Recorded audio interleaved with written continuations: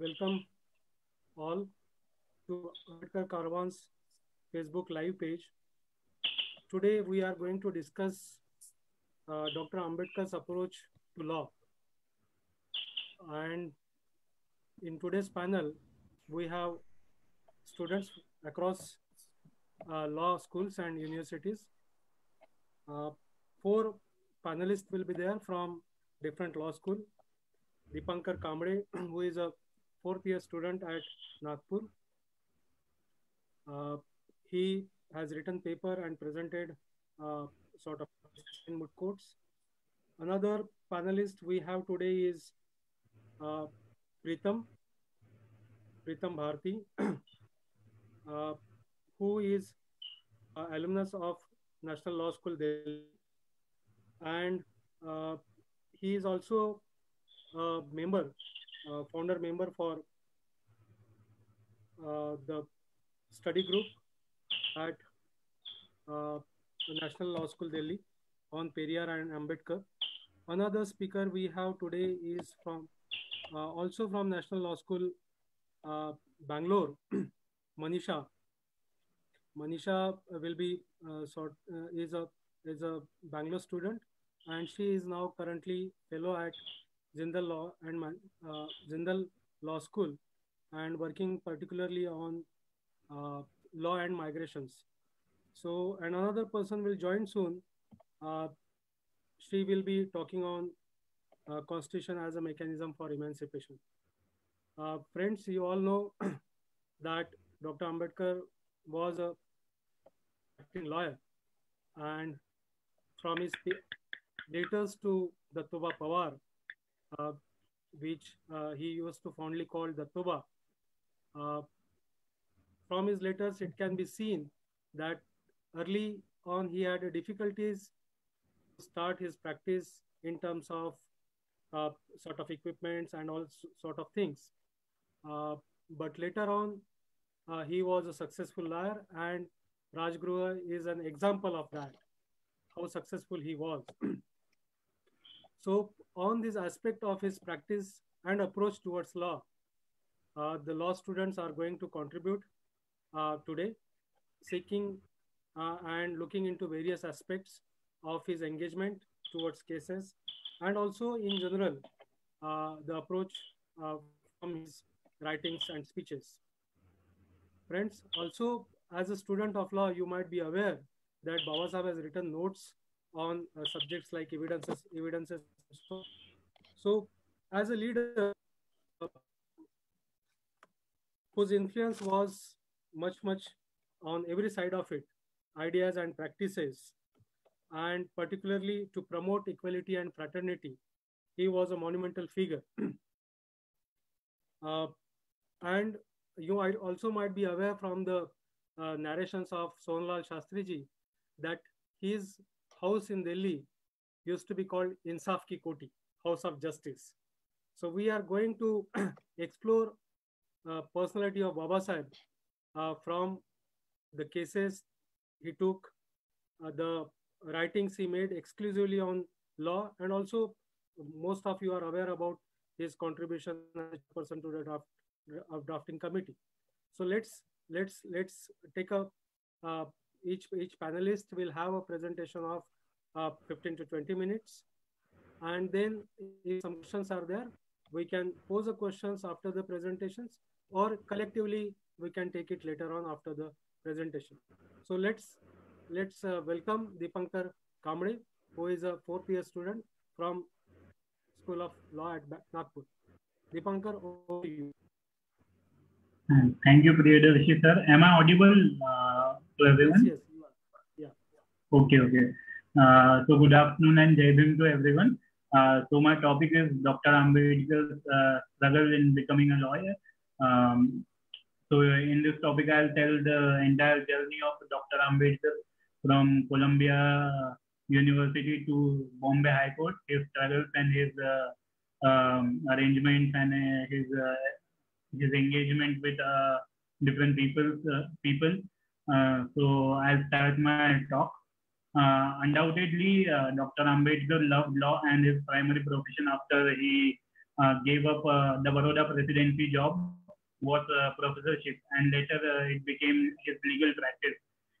It was his quest to learn law which admitted him to Gray's Inn. I'll start from his scholarship days.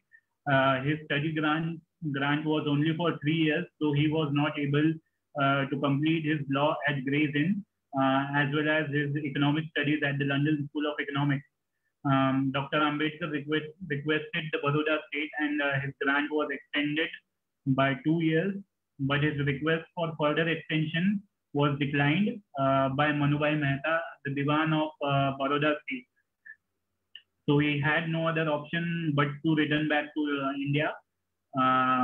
But he took permission from the university and other establishment concerned to allow him to renew his studies whenever he is capable to, within the time period of 4 years. He came back to India on 21st of August. When he left India on July 1913, he was father of a son named Yashwant, and Ramabai was pregnant for the second time. She delivered a son who was named Gangadhar, but he died at the age of 1.5 years due to illness. Unfortunately, Dr. Ambedkar could not even see his second son. As per the contract, he joined the Baroda State Services as the military secretary of the state, and we all know the story of Baroda, that he was not treated equally and all that. So he came back to Bombay on November 1917. But what concerned him the most was that he had to go back to London to become barrister and to complete his MSc and DSc at the London School of Economics. Situation didn't wait for anyone to rescue him out of this situation, and he decided to earn money so that he could go back to London and complete his studies. Dr. Ambedkar then tried to earn money through various ways, such as he took tuitions of few Parsi kids. He became advisor to Stock and Share Exchange, and he was also part-time professor at Dawar College, Dawar College and Sydenham College, Bombay. Including all, he was able to earn rupees 150 per month, which was not sufficient of family expenditure and saving for London education. To earn some of his rights, such as writing for newspaper on issues related to economics. He further published his essay Caste in India in a book form. Yet he was not able to earn much from it. Then he found better way than those, which was nothing else but his appointment as the professor of economics at Sydenham College, Bombay. He applied at the same time also lobbied for his appointment as professor. He attached his letter of recommendation from Professor Seligman, who was professor of economics at at Columbia University, and Professor Gideon at the University of Columbia. Also, in addition, Dr. Ambedkar requested Professor Edwin Kennan, who was his guide at the London School of Economics, to give a letter of recommendation to the post of professorship in the Sydenham College. After receiving it, he sent it to the director Pune on 18. Further, Dr. Ambedkar himself met Mr. Percy and Steve, the principal of Sydenham College, and put before them his opinion so that he could get the job for 2 years and not permanently, because of his further education to be completed in London. Dr. Ambedkar job and did not want to lose it at any cost. With this intention, he personally met Lord. He even met Lord Sydenham, the ex-governor of Bombay, in whose name the college was founded. Lord Sydenham was very positive towards Dr. Ambedkar's appointment as the professor at Sydenham College. He also recommended Dr. Ambedkar's name.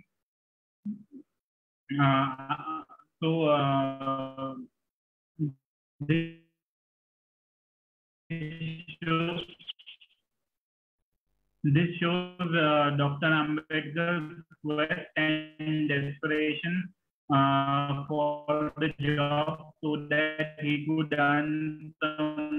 go back to London and finish his further education. All the efforts which Dr. Ambedkar made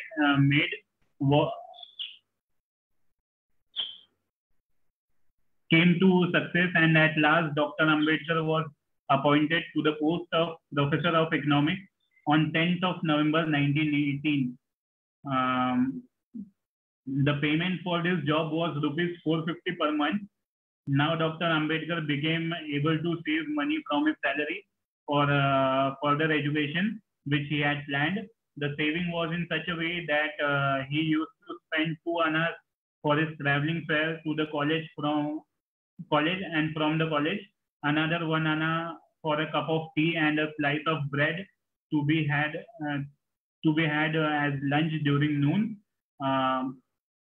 He used to give rupees 50 to 60 for family expenditure. He never allowed himself and his family members to spend money unnecessary. In this way, he was able to save almost around 7,000 rupees and became eligible to go to London for his studies in economics and law. During this period, starting from August 1917 till 1920, he became father of 2 children, a son named Ramesh and a daughter named Indu. But both of them died at the age of 1.5 years. So far, Dr. Ambedkar lost almost 3 children, Gangadhar, Ramesh, and Indu, in the entire transition of his education and services and his quest to go to London. So Mr. Naval, one of the friend of Dr. Ambedkar named Mr. Naval Bachena and Shauji Maharaj of Kolhapur also helped him with some monetary amount. At last, he collected the required amount and went to London and rejoined the London School of Economics.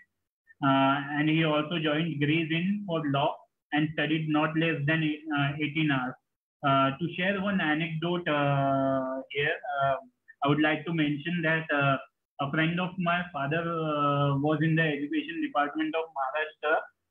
So they went to London to do some research in reference to the life and his life and stay of Dr. Ambedkar in London. So actually they followed Dr. Ambedkar's schedule for 1 day at London. They went to library, they studied for equal hours as Dr. Ambedkar used to study. But on the second day, they were not able to wake up on time, and they had no strength to follow the schedule on the other day. So this is just an anecdote which I wanted to share, and I felt that it's worth sharing. So I'll go further. He read books in various renowned libraries of London. Then in June 1921, he was awarded an MSc degree for his thesis named Provincial Decentralization of Imperial Finance in British India. In October 1922, he was called to the bar. Dr. Ambedkar's aspiration to become a barrister got fulfilled. At the same time, he submitted his thesis, The Problem of Rupee, for the degree of Doctor of Sciences. He came back to Bombay. He wanted to practice law, but for that he needed to be registered with the Bombay High Court. He did not have the money to pay for the registration fee. So again, his friend Naval Batena came to his rescue and gave him the requisite of rupees 500. In 19 and in 1923, then he was admitted to the Bombay Bar Council and began his practice. He pleaded in Bombay High Court as well as in the district courts of Thane, Nagpur, and Aurangabad. Then after that, he wanted to have an office, but again he lacked finances.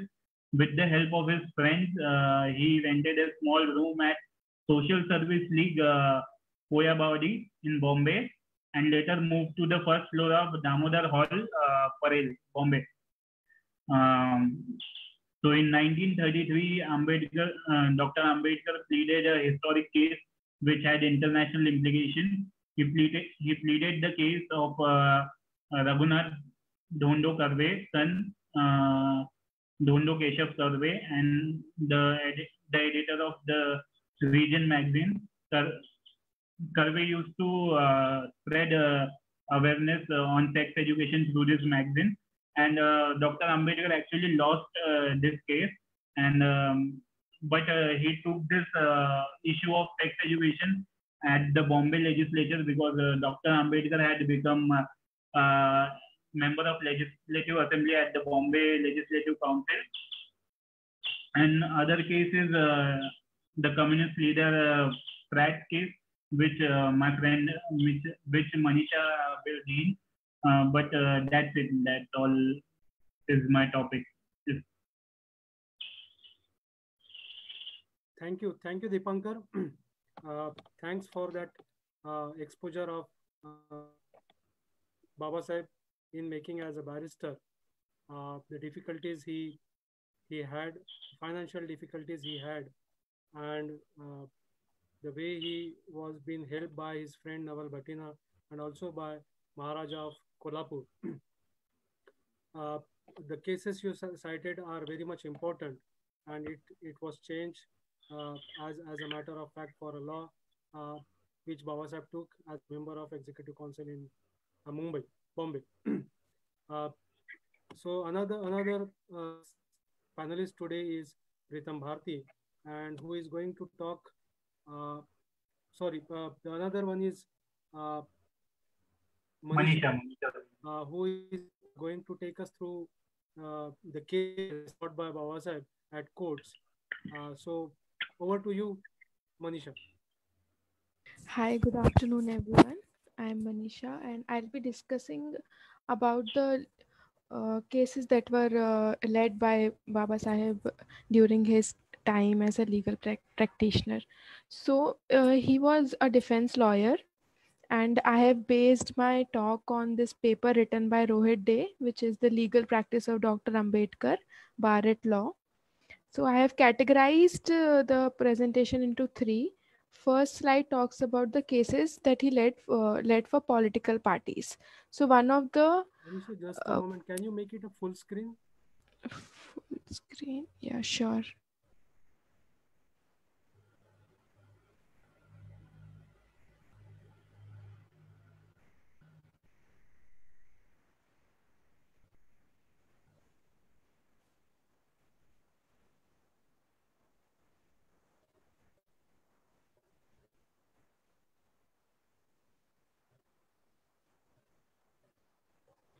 Is it better now? Hello? It's better, Manisha. You can proceed. Yeah, so first slide. In this, I discussed the cases that he led for political parties. One of the major appearances that he had was in a criminal case where he defended Philip Spratt. So Philip Spratt was basically a British communist who was sent to India, and he was arrested for sedition for writing a pamphlet named India in China. So in this, he was discussing and approving a study where he talks about using violent means to secure independence in China. And then he also argued that in India also same model should be followed to overthrow the British government. So he was held under sedition by British government. So in this case, Dr. Ambedkar was assisting another defense lawyer named F.S. Tyler Khan. Um, so basically what they did was they tried to analyze it with the help of precedents that were already present in the case of Tilak and Annie Besant's sedition cases. So what they said that the writer is merely criticizing the government, and they have the right to criticize the government even pervasively and unreasonably without coming under the operation of sedition. So he says that the author in question is through his pamphlets is trying to challenge the British imperialism and not the government of India. So it's not he's not as such trying to question the government of India, but he's just the ideology that is present. So yeah. And then another thing that happened in this case was that initially the case was supposed to be tried by all white jury, and so this was challenged, and then they refused to accept all European jury, and then the final jury that was composed final jury that looked upon the case were consisted of Parsis, Hindus, and Muslims. So it was basically that they kind of this case kind of shows this. It was also like while I was reading the paper, it also showed that it was not just Dr. Ambedkar who was representing this person. He was also being supported by other major lawyers at that time. And so this was basically a huge victory for freedom of speech in the country at that point of time, when you could not question the government. And this case opened the floor for other writers to write and express their dissent with the British government that was present at that point of time. And then second case was when he defended leaders of All India Workers Textile Conference. So basically in this the leaders had put demands for repeal of anti-labor legislation, freedom of speech, right to assembly, maternity benefits, and employment insurance. Under the Act, Trade Disputes Act of 1929, the Act allowed strikes for very limited purposes, and it said that an illegal strike was one which had objects greater than the furtherance of trade dispute, or was designed or calculated to cause severe, general, and prolonged hardship on the community. So basically, in this case, what Baba Sahib argued, that if only few workers are going on strike, this is strike just for textile workers and not for workers at large. So it won't include, say, people from railways or bus transport. All those workers are not going to be affected. It's just the textile industry. So you cannot say that people at large are being, like community at large is going to be affected by the strike. Um, and then, yeah. And the another argument was also that this textile industry, because a lot of people had small stakeholders in whole textile industry. So it's not like one person or one particular like a group of people are going to be harmed at large economically. It would be that a large number of people will be having a loss of few, like a small pecuniary loss. So then court agreed in both first and second case. The case was held in favor of the defense. Then third case was defense of BT Ranadev, and this was a sedition case for a speech that was delivered by him in Marathi. So this speech basically attacked capitalism and imperialism. uh, yeah. So so what again this what Baba Sahib did, he again took the same argument that he had taken in the first case, the defense of Philip Pratt, that it is not, the speech was not attacking government of Bombay as such. It was just attacking the ideology of capitalism and imperialism. And then Then next was the Chinar forest case. So basically a satyagraha was held to satyagraha was held, and in retaliation of the satyagraha, riots happened. So so in this case, 47 people were charged with robbery, dacoity, unlawful assembly, and murder. So in the cross examination, Dr. Ambedkar firstly, he attacked the reliability of the prosecution witness. And he said that there was a lot of torture from police, and he based the evidence on that. And then he said that he kind of dissected the impossibility of prosecution case, which has suggested that several thousand people were in a conspiracy together. So he stated that that the accused cannot be charged with inciting the crowd to cut trees, because that was the um, because since that was the goal of the satyagraha and reason by the crowd that had gathered in the first place. So you cannot charge them with something that like you could not at that point charge the crowd with instigating something that they had planned uh, since before.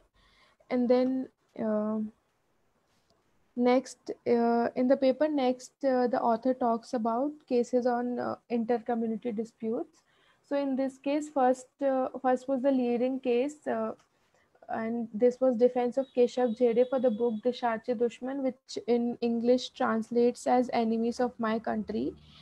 So in this book, the author uh, had critiqued Brahminism and described Bal Gangadhar Tilak and Vishnu Shastri as enemies of the nation and children of asses for their defense of Brahmin privilege. So in this case, because Baba Sahib knew that on the merits of the claim, the colonial legal system will not permit the case. He strategized the case, and um, he kind of he pointed out that since the two person who are defamed in this through this author, Bal Gangadhar Tilak and Vishnu Shastri, they are no longer alive, and the complaint that is filed is not by the descendants of these two people. So you cannot the person who filed the case, he was a Brahmin, so he did not have any basis for filing the suit. And then he further said that the criticism made were not aimed at individuals as such, but against the entire Brahmin community, and who could not, and like anybody else apart from the heirs of the persons defamed uh, could not actually file the case for the same. And then next was Chhavatkar tank agitation case. So in this was when Baba Saheb had started a satyagraha to gain access to the water from the tank. So this was basically for Mahad community, and this tank was situated in a place which was where none of the Dalit community lived. It was a Muslim populated area, and the upper caste said that this is a private property and Dalits cannot take water from it. So in this case, what strategy as a defendant, what strategy Dr. Ambedkar took was that so he basically he what he wanted to show was that tank was not a private property of the upper caste Hindus. So so first thing was that they wanted to establish the tank legally belonged to the government and was vested with the Mahad municipality. And the second thing that they wanted to prove that was that like apart from upper caste Hindus, other people were also accessing the well. So for this, what he did was he asked one of the Dalit houses in the vicinity to go to a Muslim, and particularly a butcher Muslim, and get an affidavit signed from him that he has been and other people from the Muslim community has been using that well. So the main purpose behind getting this affidavit is because butchers were considered to be like, because of their profession, they were considered to be somebody who are dirty, and and this in Brahminical ideology will be considered as impure. So then he said that why, if we get an affidavit from a Muslim butcher, it will show that so the whole this will restrict the upper caste Hindus from taking the whole argument of the well being pure and everything. Basically, their purity argument that they use for everything. So yeah, later the court gave the judgment that merely because the plaintiff could show a long-standing custom of excluding Dalits, it does not confer any legal right upon caste Hindus. So just because you have been using a well for property for so long and you have been excluding other community from using it doesn't make it your private property. That was the judgment of the court. And then the next case was Gore case, in which Dr. Ambedkar helped to establish that Chitpavan Brahmins were a distinct community. So basically, in this case, what happened was a wealthy Brahmin had died, and he left 50,000 for the medical relief of persons belonging to his community. So the question arose whether his community referred to Dakshini Brahmins. So even though, so in the text it is written that ironically, Ambedkar helped establish that the Chitpan Brahmins, many of whom were impeccably opposed to Ambedkar, were a distinct community. So here, and even in some of the other cases, like when he fought for communist parties and trade unions, a lot of times Dr. Ambedkar did not adhere to the ideology of these people, but he was always up for his fulfilling his legal duty whenever a case came to him. So even in this case, what argument Dr. Ambedkar took was that community must be understood from social practice, and it cannot be and then he said that you have to identify a community from social practices, and you cannot give a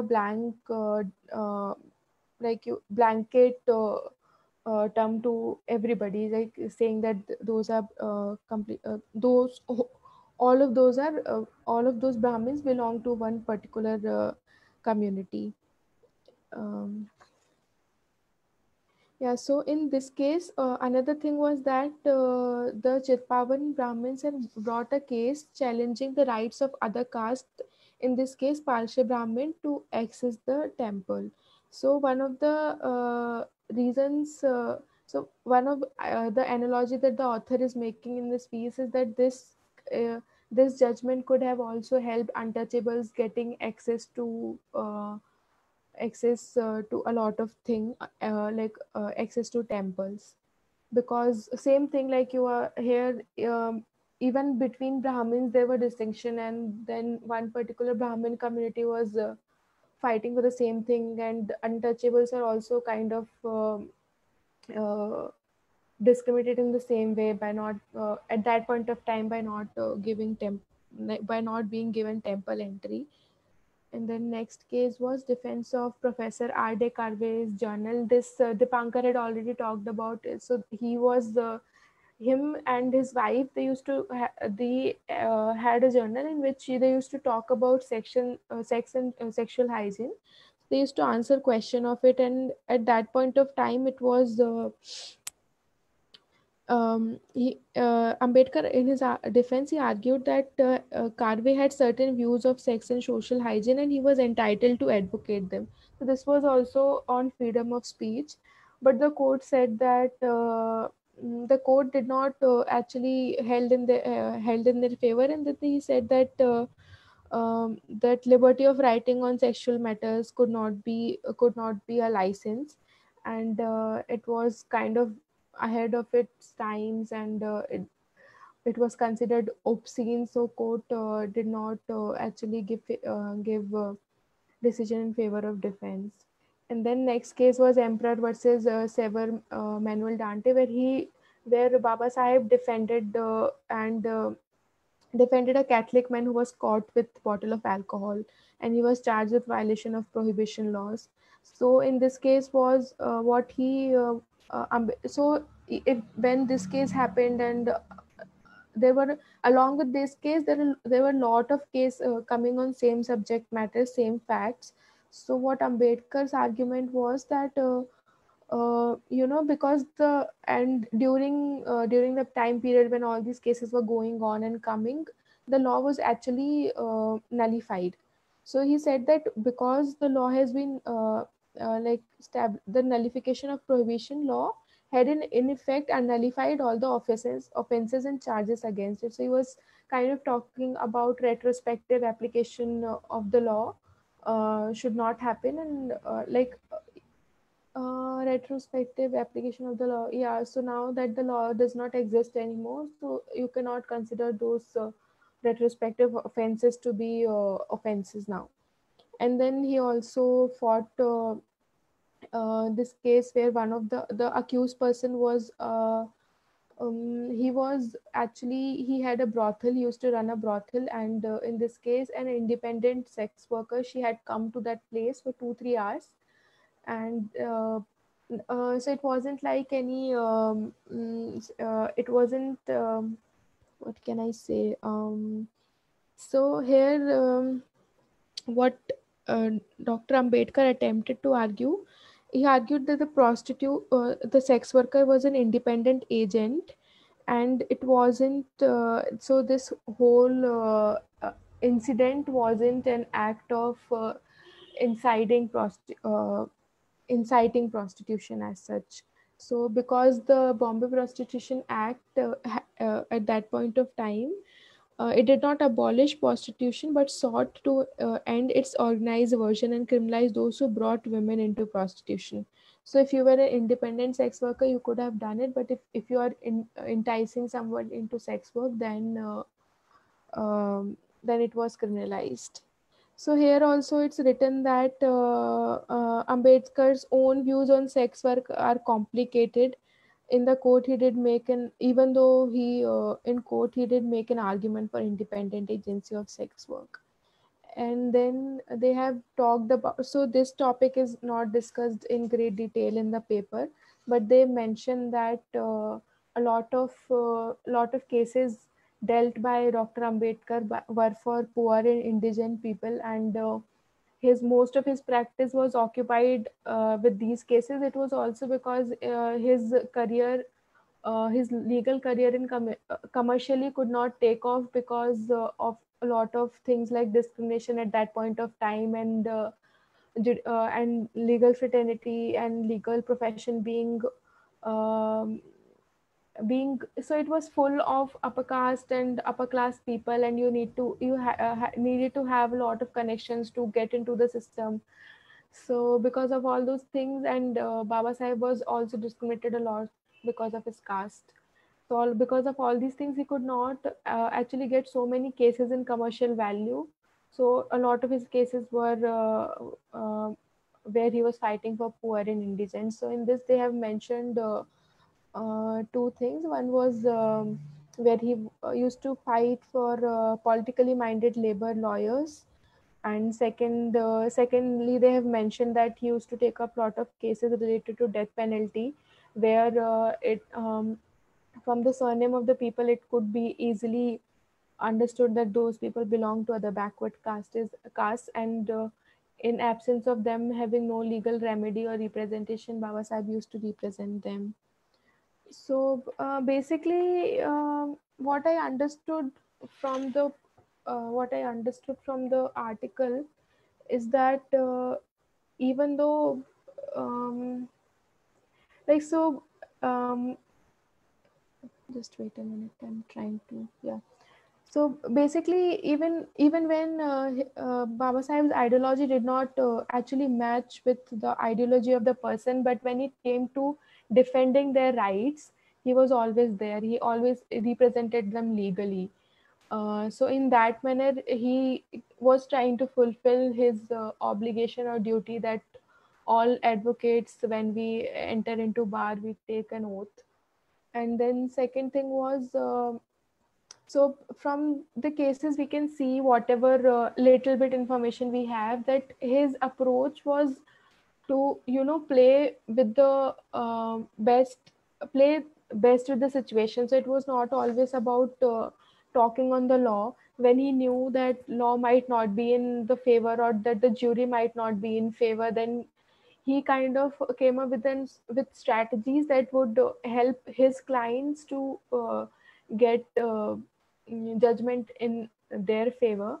So uh, a lot of his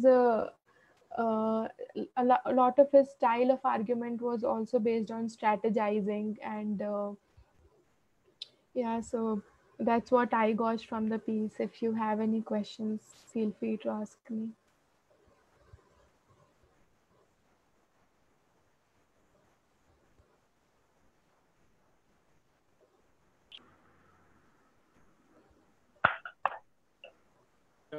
Thank you, Manisha, for taking us through the cases which were cited in the article, and the difficulties Bose has to face because of his background, the untouchability practices which were there within the legal profession. Though uh, there were many things that Britishers were talking about uh, against these practices, and the legal practitioners used to practice that within the same sort of privy councils and all.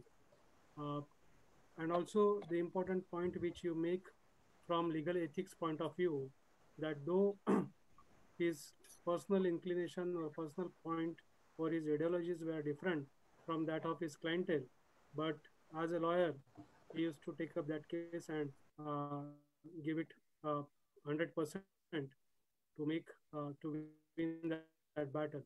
Uh, thank you, Manisha, for taking all this pain to compile those cases and taking us through all those points. We will come to some of the questions later on because we see some questions over there.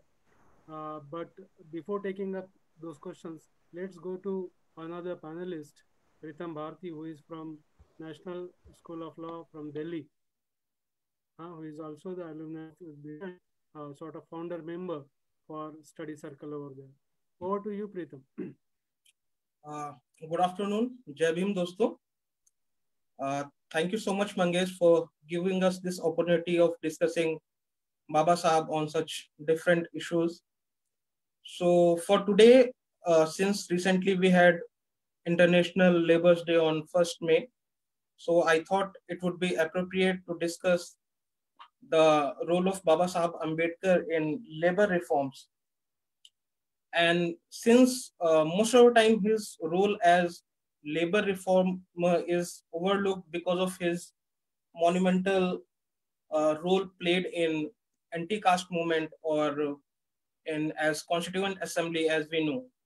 So for today, I have divided my speech in 3 parts. So in first part, I will be discussing thoughts of Baba Sahab Ambedkar in general regarding labor issues and the challenges which the working class faced at that time.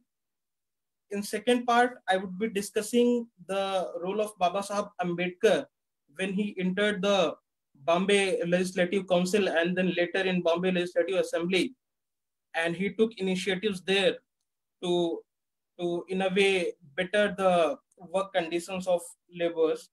And in third phase, I would be discussing Baba Sahab Ambedkar's efforts when he went to Viceroy's Executive Council as a labor member in 1942. So to start with, in my first part, I would be discussing the theoretical understanding of Baba Sahab Ambedkar with respect to the working classes in general and what were the problems that the working classes faced at that time. So these thoughts I have gathered from mostly from his speeches that he delivered at the All India Trade Unions study camps in Delhi and as well as in railway workers strike in Maharashtra. So Baba Sahab Ambedkar was very much concerned and surprised why the parliamentary democracies recently has faced such an outrage where they have failed not only in countries where there is a dictatorship, but in general also people were not very happy with the parliamentary democracy. So for this, he gave some examples and he distinguished countries on two lines. So for this, he said the parliamentary democracies recently have failed because of two reasons. The first reason he mentioned was that the absolute freedom of contract that was given to people, that was in a way the main feature of capitalism, which he mentioned.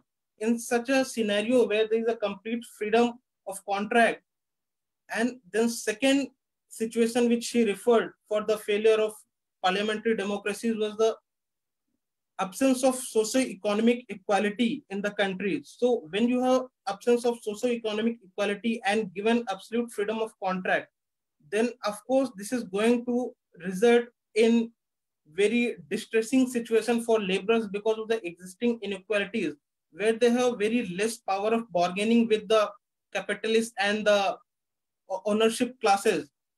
So this was the reason why he actually warned the Indians that even though parliamentary democracy seems to be very responsible, but we must be very cautious about the way it is to be functioned.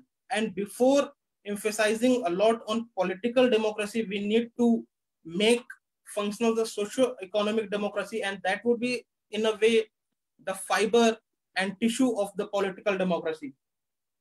He later went on to mention that there are two primary basic enemies of the labor classes in India as existed in 1920s. And those two enemies which he mentioned was one of them was the Brahmanism. And by Brahmanism, he was very clear, it did not mean the interests or the privileges of Brahman community as a whole or as an individual. But by Brahmanism, he was very clear to mean that Brahmanism which negates the spirit of equality, liberty, and fraternity. And these three principles later went on to form the basic premise of the fundamental rights in the Constitution. So he was very clear that by Brahmanism, it doesn't mean that this spirit which negates the liberty, equality, and fraternity is confined to only Brahman class. He meant even though Brahmins were originators of this spirit, but it has went beyond the Brahmin class, and it has in a way affected the economic opportunities of everyone across the classes. And for that reason, there was no liberty, there was no equality, and there was no fraternity among workers because of this spirit of Brahmanism. And secondly, he said the second enemy of the labor classes was the capitalism. And to fight the capitalism, at that time, most of the trade unions were Marxists and communists. They led the trade unions and they were carrying on the strikes. But his problem was that unless we also address the inherent issues of class discrimination within those struggles for economic parity, till then we would not be able to fight the capitalist classes.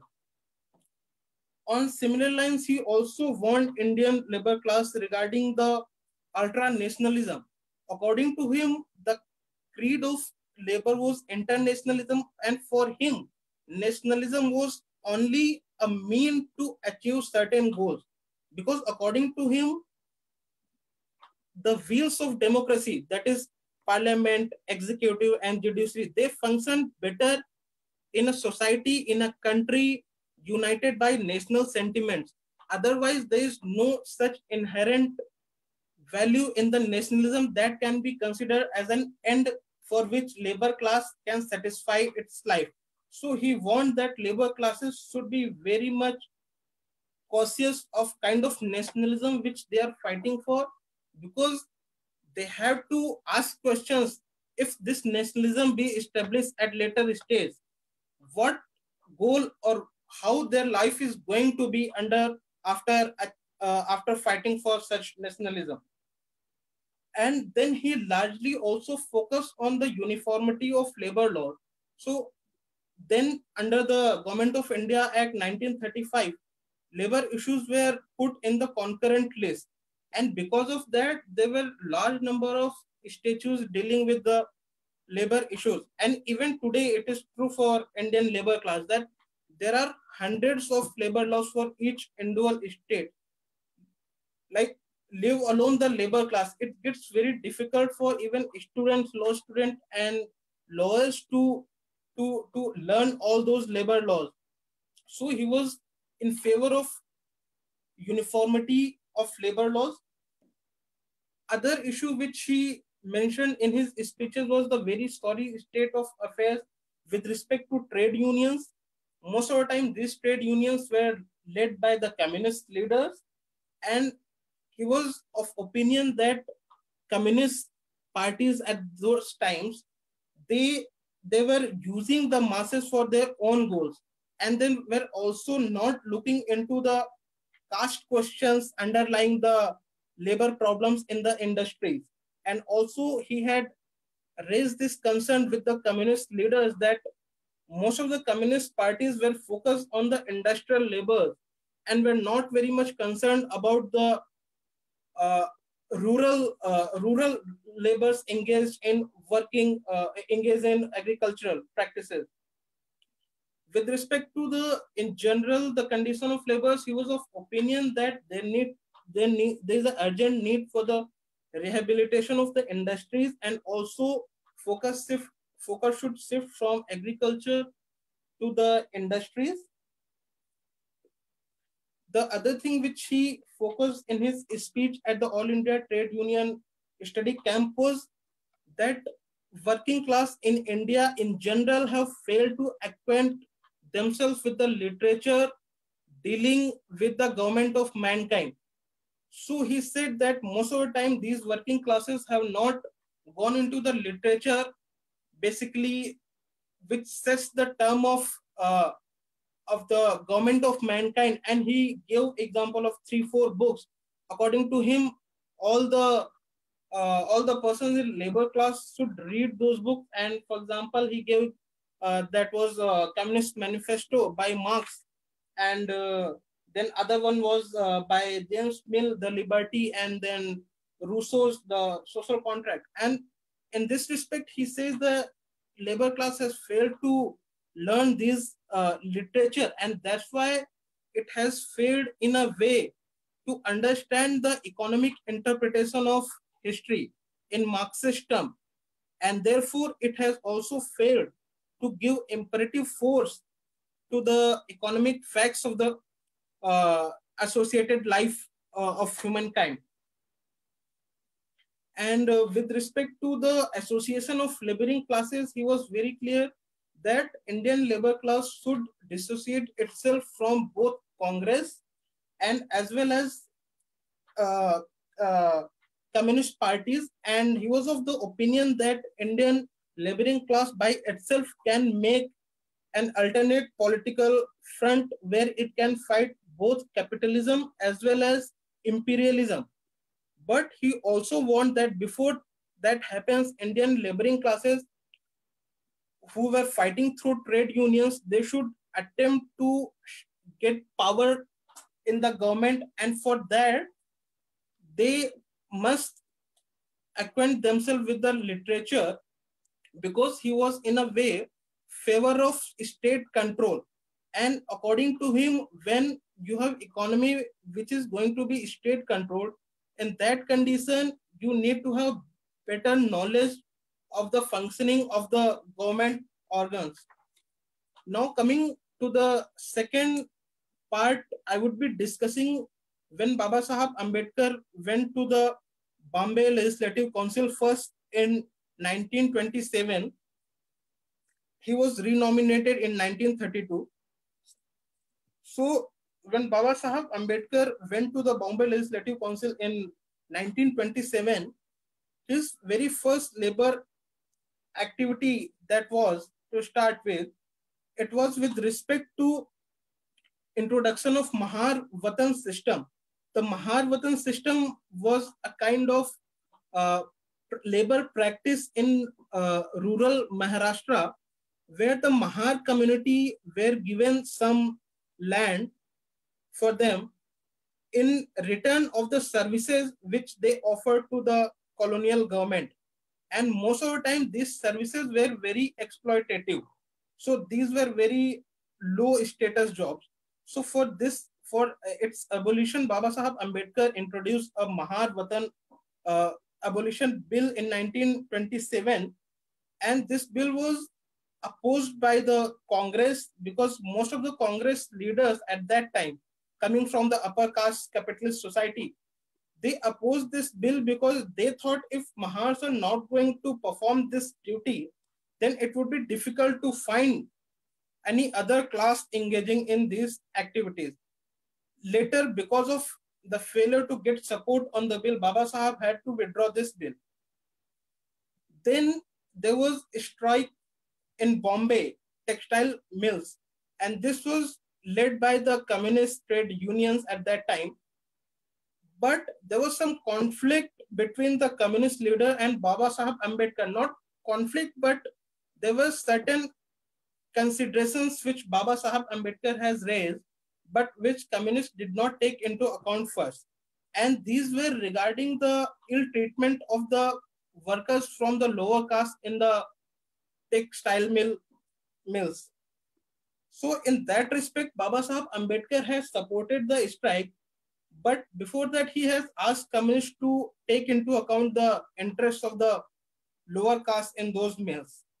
Later, when the same strike happened in 1929 and 1934, he did not support the communist-led strike because one reason was that I have already mentioned, that communists did not take into account the problems faced by the Dalit worker or lower caste workers in the mills. The second reason was that it was not very easy for the lower Dalit caste to participate into long drawn strikes because they did not have any other alternate means of living. Most of them did not have land to go and practice when they are on a strike. So that's why he was not in favor of long drawn strike where Dalits cannot afford to participate in those strikes. But this did not stop Baba Sahab Ambedkar from defending the trade union leaders in the courts of law. As Manisha has already discussed in his speech, that regardless of ideology, Baba Sahab Ambedkar was always ready to defend people in the court of law. And he did same in the case of communist leaders, where he did not agree on the strikes and he did not support those strikes. In fact, he was in favor of letting in the Dalit workers in the mills, but he went on to fight the cases for those trade union leaders. And because of this, there has been a lot of critique of Baba Sahab Ambedkar from left, that Baba Sahab Ambedkar, while raising the separate concerns of the Dalit workers, was trying to break the unity of the workers, and because of that, they were in inferior position of bargaining. But which I suppose is not true, because unless you also fight the underlying causes of discrimination within the workers, they cannot be a front to fight the capitalists. Then in 1937, Baba Sahab Ambedkar formed Independent Labour Party, and its manifesto was clearly based on the immediate needs and solutions from the labor-related problems. And with respect to that, when he got success, when he won the 15 out of 17 seats in Bombay Legislative Council, then he went on to introduce the very important bill to abolish the Khoti system. The Khoti system was a kind of landlordism which was very prevalent in the Konkan region of Maharashtra, under which there were upper caste intermediaries between the tenant and the British imperialist government. And this was very exploitative practice. To abolish this, Baba Sahab Ambedkar brought this bill in 1937. But like before, there was an attempt on behalf of Congress government basically, and their upper caste leaders did not favor this bill at first instant. And to be very clear, the abolition of the efforts at the abolition of Khoti system were not going well with the Congress capitalist leaders. And even to mention, Bal Gangadhar Tilak and Gopal Krishna Gokhale, when it was first discussed the abolition of Khoti system, they have also opposed the abolition of Khoti system. So that was the mindset of Congress at that time. Then came the strike against the Industrial Disputes Act 1938. So the Industrial Disputes Amendment Act 1938, it was an attempt to amend the 1934 Act, which was already there. So there were three basic issues with the bill, which Baba Sahab Ambedkar vehemently discussed in the assembly, Bombay Assembly. The first was that the bill, Industrial Disputes Act, it made punishable illegal strikes. It has categorized some situation where a strike would be considered illegal. And to the very surprise, it mentioned that a worker who participates in illegal strike, he will be jailed for 6 months. And this was the very problematic provision at that time, not at that time, even today, because to participate in an illegal strike, at max, it can be considered as a breach of contract. And that's why it's a civil wrong. And there cannot be such a punishment of 6-month term for mere breach of contract. That's why he was against this provision which penalized participation in illegal strike. Second objection which he had to this Industrial Disputes Bill was that it made compulsory the conciliation between workers, employees, and employers.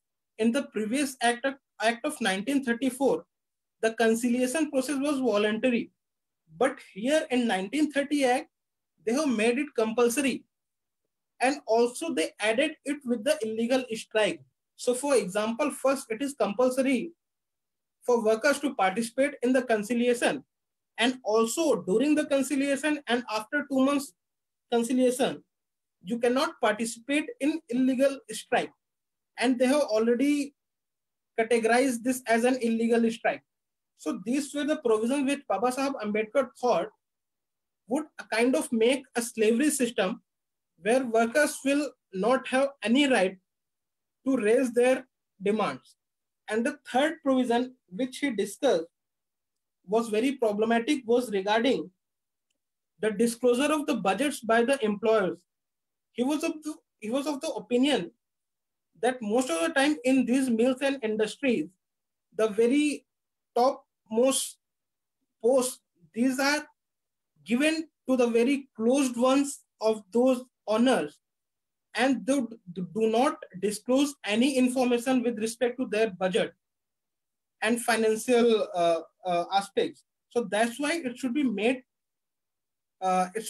mandatory for these industries to disclose their budgets. The other problem which he found with the bill was that the representation of workers in the conciliation process. According to the provisions of the bill, the workers can only be represented through trade unions.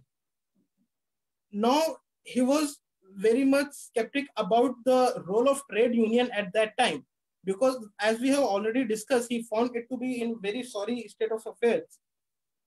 So the provision said that trade unions which can represent the workers in the conciliation process, they need to be registered under the 1938 Act, that is the Industrial Dispute which we are discussing. But according to the Baba Sahab Ambedkar, the trade unions are already registered under the 1926 Trade Unions Act. So why was there separate need of their registration? And he thought that all these provision, difficult provision, these are made to make it difficult for the worker to get the resolution of their disputes. And in the same Bombay Legislative Assembly, He also discussed the small landholders relief bill, and he also discussed the maternity benefit bill.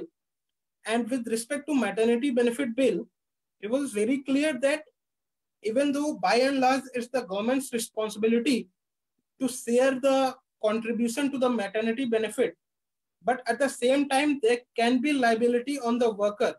And that was very novel provision at that time, very novel thought at that time, because it was thought very difficult for employers to even recruit or admit the female workers at that time. And with these provisions like maternity benefit, it was kind of reform in a way which could not have been thought before. Now coming to the third part of my speech, I would like to discuss the role of Babasaheb Ambedkar when he went to the Viceroy's Executive Council and he was given the portfolio of labor in the council in 1942.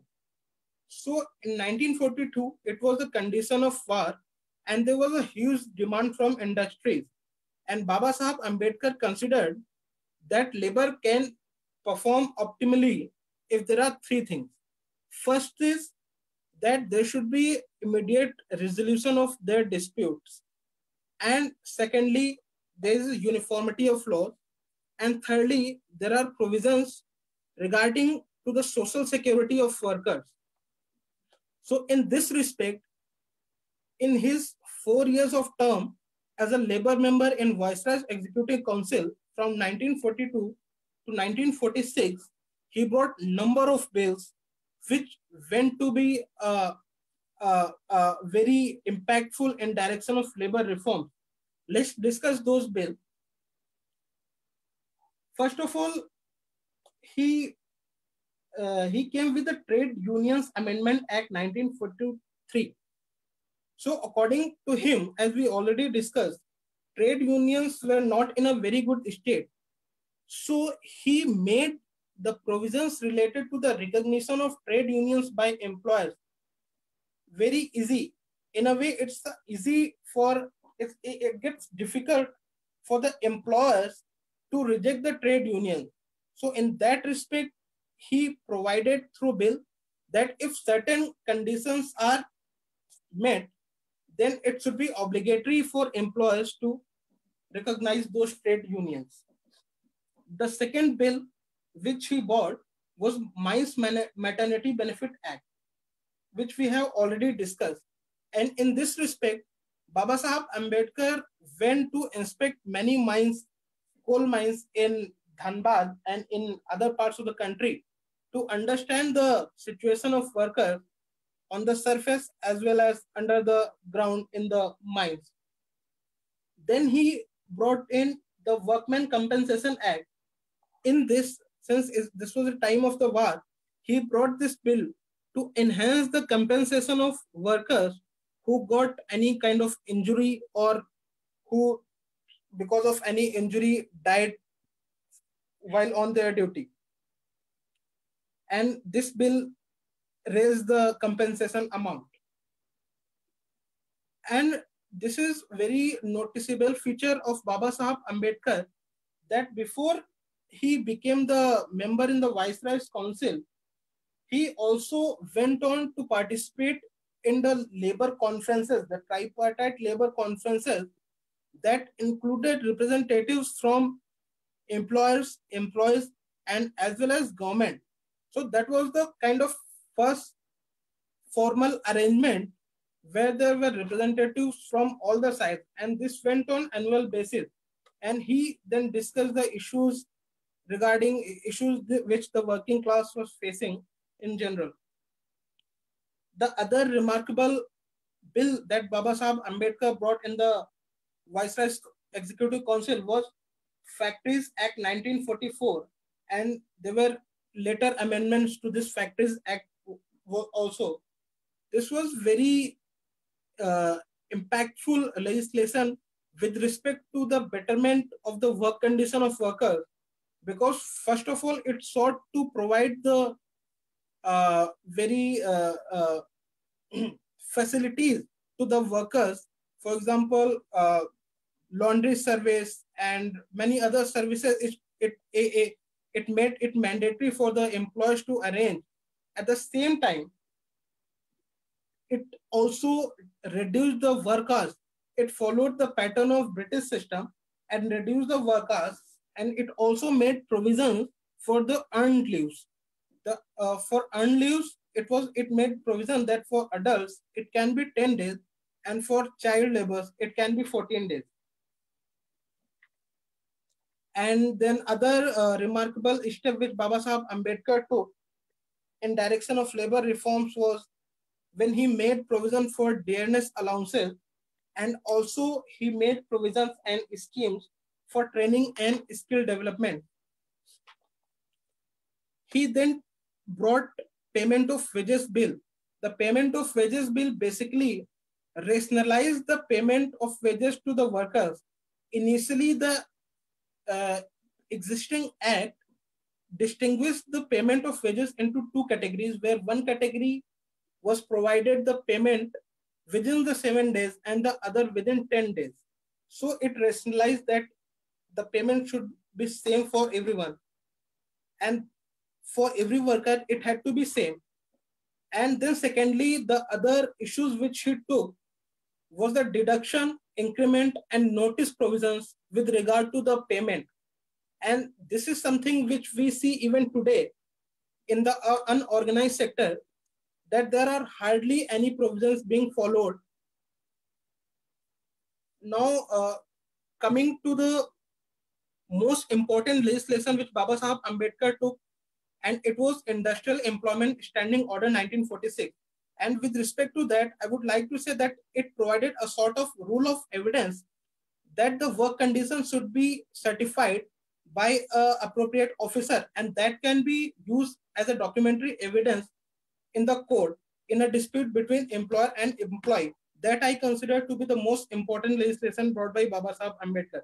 Then there were other benefits as well which were brought in by Baba Sahib Ambedkar, and those were regarding coal mines labor welfare fund for by imposing cess on the use of coals, and it provided many facilities to the coal mine workers, and then other schemes like health insurance, and then lifting ban of women in coal mines.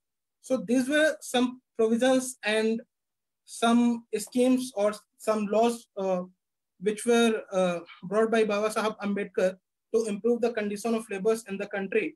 And in this direction, I think for today, India has a long step to go, and there are certain issues which still remain unaddressed. For example, the regularization of laborers. So I think the sorry state of affairs that exists in the country with respect to laborers today is because of the lack of the contracts between the labor and the owner. And also other issue which remains unfulfilled was the uniformity in laws, and there are hundreds of laws prevailing still in the country. So with that, I would like to conclude my address for today. Thank you so much.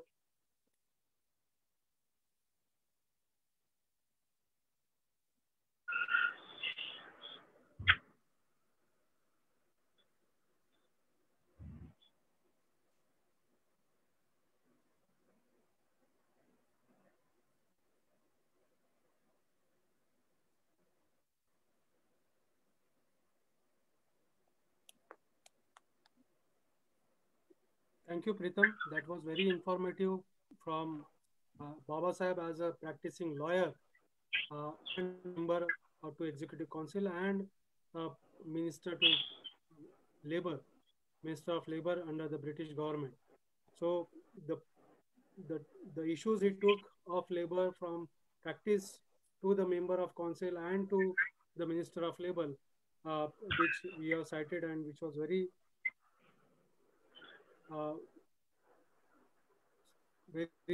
very much striking. And the point you aimed at, that still India needs to take a step in order to cover the issues and the benefits for labor. As on today, we can see the issues of many migrant labor because of this epidemic. There are few questions coming up, and that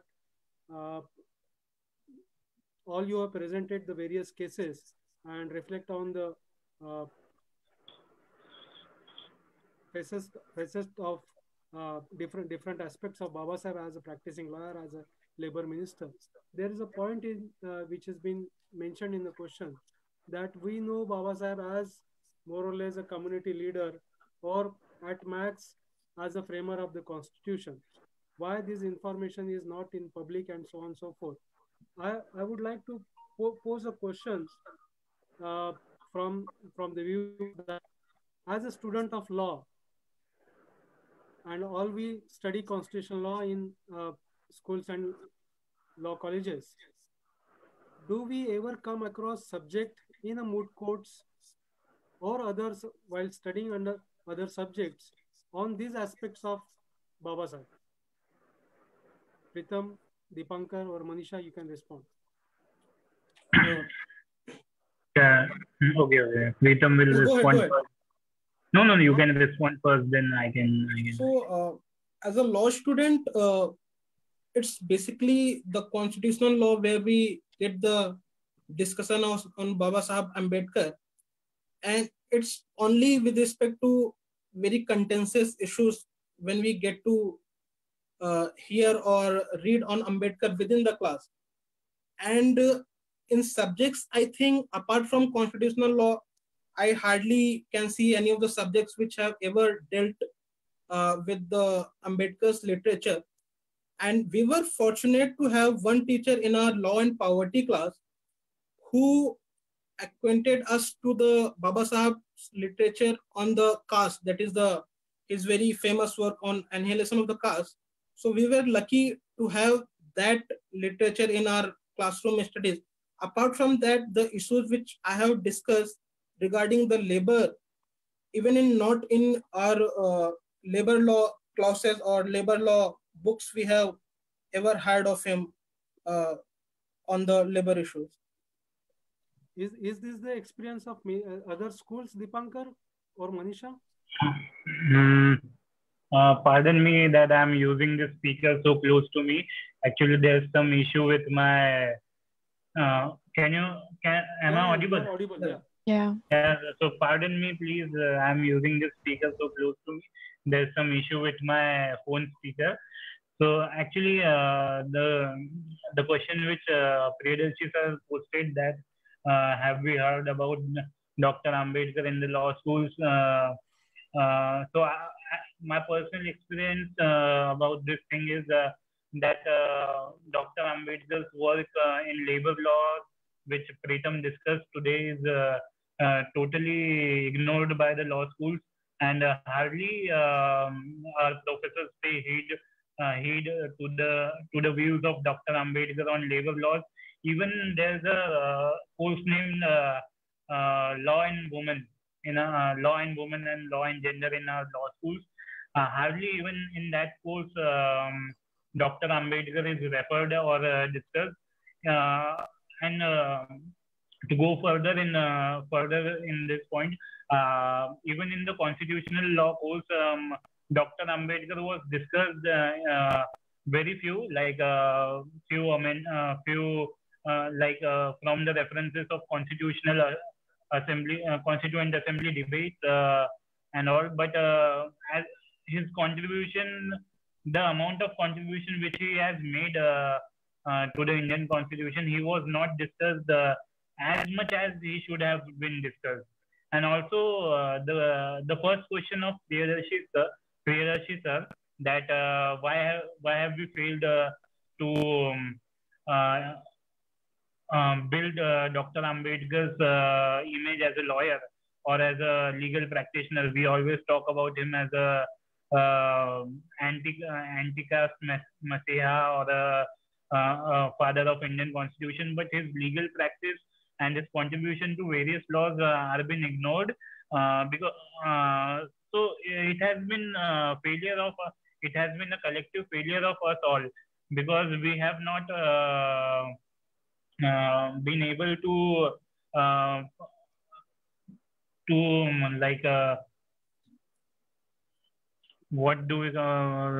preserve Dr. Ambedkar's work.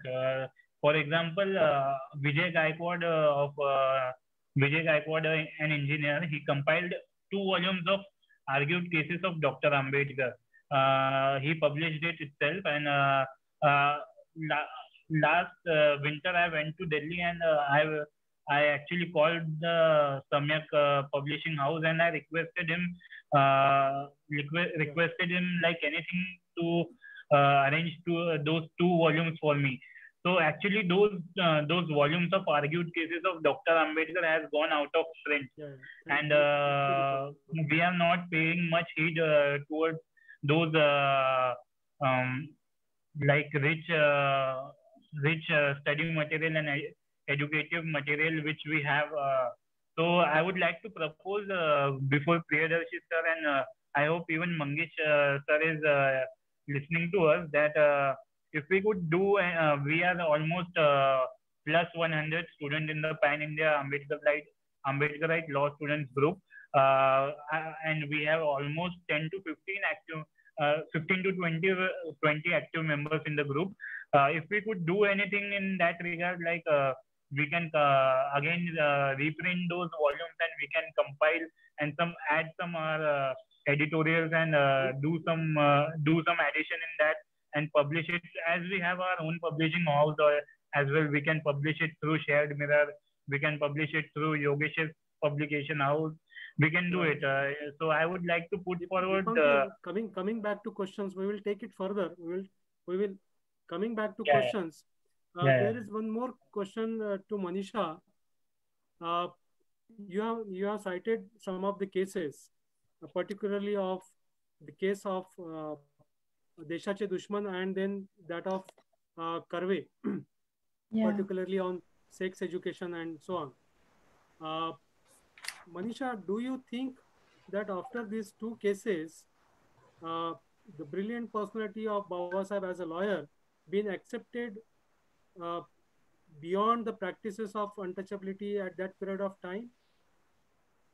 Whether he was being accepted by other upper class, or whether he was being approached by other community people after these 2 cases, do you think so? You are saying that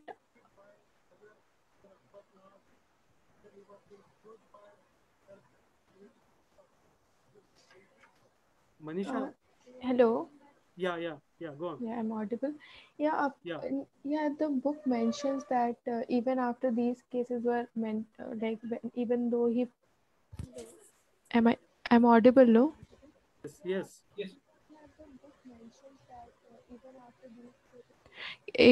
So book mentions that even after Babasaheb fought these cases, he was still much in demand to fight for other cases, and he even after this he appeared in one of the constitutional law cases that I did not delve upon, and it's not like, see, he was always dealing with rights of the untouchables and the backwards, and he was always fighting for that for them. But even despite this, people from other community, from upper caste, wanted him to argue for them whenever the need was there. Like I had mentioned one of the cases where Chitpavan Brahmins appointed him as their advocate, and even other cases were mostly, like some of the major cases that he took was from for political parties who belong to upper caste. So it's not like he was being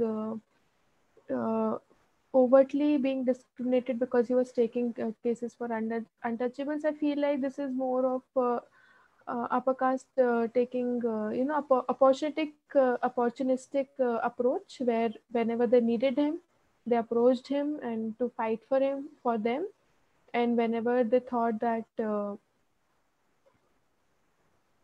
okay, I'll start my video. Okay, yeah. So basically, this is more like Brahmins using this opportunistic approach and appropriating him at that point of time. Like whenever they needed him, they called for him. And this we can see in today's time also. It happens a lot of times. Upper caste do appreciate and worship Ambedkar whenever it fits their needs, and then on the same time they are discriminating him and the people from the community.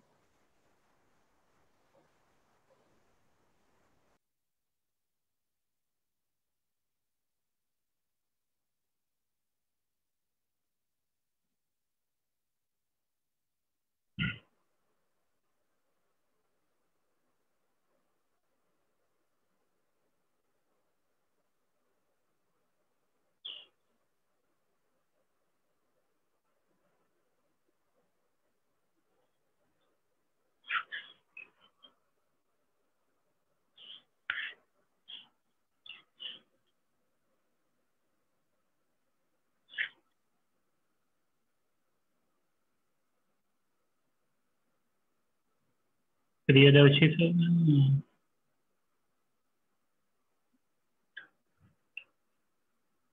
Yeah, sorry. One more question is coming up from Pritam. Sir, Yes. can I add 2-3 lines in what Manisha said? Yeah, sure.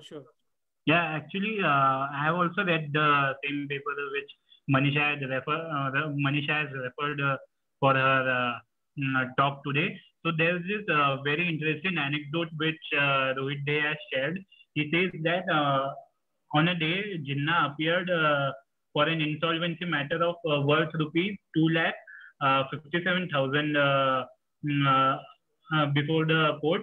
And on the very same day, Dr. Ambedkar appeared for a Muslim school teacher's case of breach of trust. Totally, the total amount of that case was rupees 24.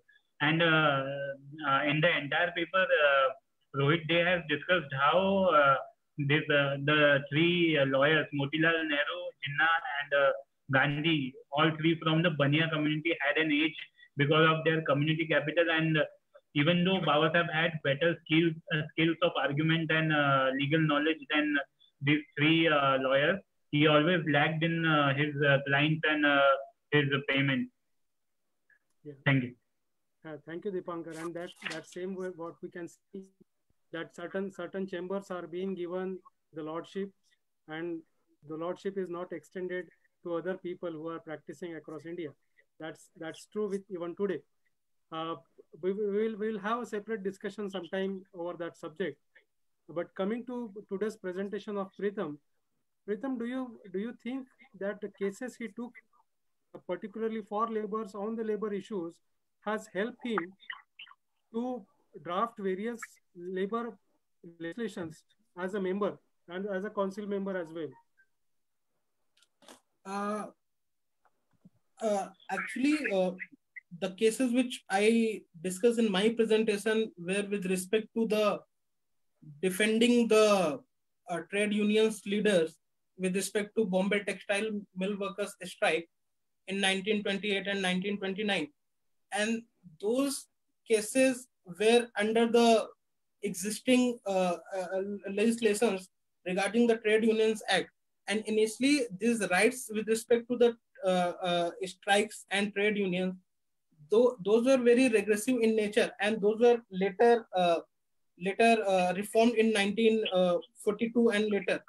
So with respect to that, I personally don't think this was particularly only the cases, or there was a major impact of these cases. That's why he were very successful at the legislative drafting, because I personally consider it was his overall knowledge, or his knowledge and his internationalist approach, his knowledge across the countries and their labor codes. So he mentions there in his speeches that he has read about the labor codes from various countries.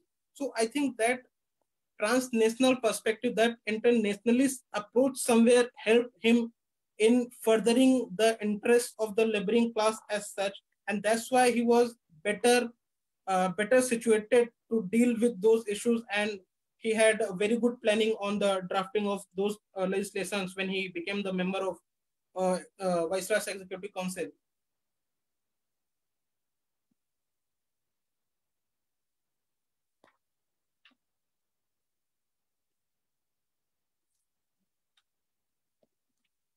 I'm sorry, I'm not able to hear. Thank you, Pritam. Thank you, Dipankar, and thank you, Manisha, for all those wonderful presentations.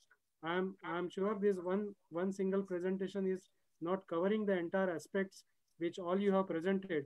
Certainly, we will need to have a longer discussion, particularly on some of the cases which was very important and some of the legislations in today's context.